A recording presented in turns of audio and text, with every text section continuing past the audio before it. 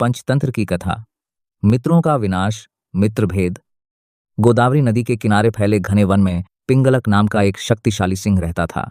वह उस जंगल का राजा था और सभी पशु उससे भयभीत रहते थे।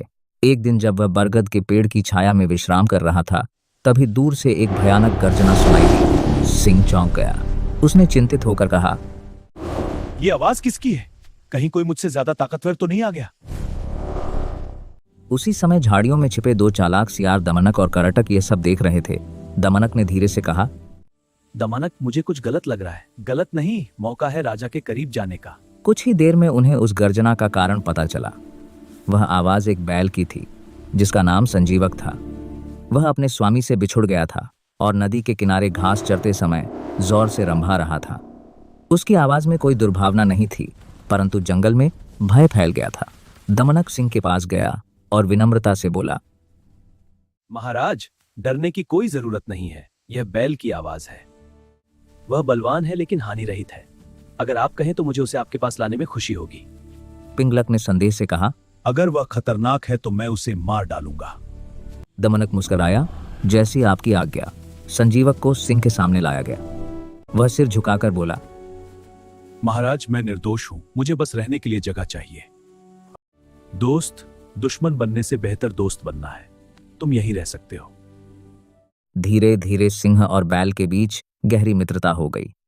वे साथ टहलते, जीवन पर चर्चा करते और समय बिताते।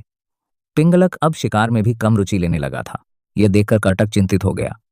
उसने दमनक से कहा, सिंह बैल पर निर्भर हो गया है। हमें कोई पूछता नहीं। दमनक की आंखों में कपट चमक उठा। फिर हमें उनकी दोस्ती तोड़नी होगी। वह पहले सिंह के पास गया और बोला, महाराज, बैल आपको सिंहासन से हटाने की योजना बना रहे हैं। सिंह क्रोधित होकर बोला, क्या यह सच है? हाँ महाराज, मैंने सुना है। फिर दमनक संजीवक के पास पहुंचा और बोला, दोस्त, सिंह को लगता है कि तुम भरोसे के लायक नहीं हो और वह तुम्हें मारना चाहता है। संजीवक कांप उठा। मैंने तो कभी सपने में भी ऐसा नहीं सोचा था। अब सावधान रहें। हाँ, सतर्क रहना होगा। अगले दिन दोनों के मन में संदेह और भय भर चुका था। सिंह गर्जा, तो क्या तुम मुझे चुनौती देना चाहते हो? मैंने सुना था कि तुम मुझे मारना चाहते हो। हम अभी ही इसका फैसला करेंगे। भ्रम और अविश्वास में दोनों आपस में भिड़ गए। भयंकर युद्ध हुआ और अंततः संजीवक प्राणहीन हो गया।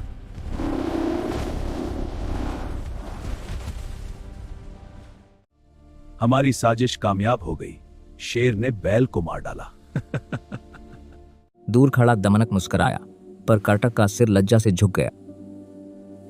सिंह उसे देखकर दुखी स्वर में बोला, मैंने एक अच्छे दोस्त को खो दिया है।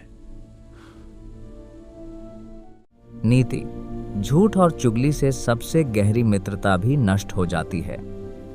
तो बच्चों, किसी भी निर्णय पर चयन से पहले पूरी सच्चाई जान लेना आवश्यक है।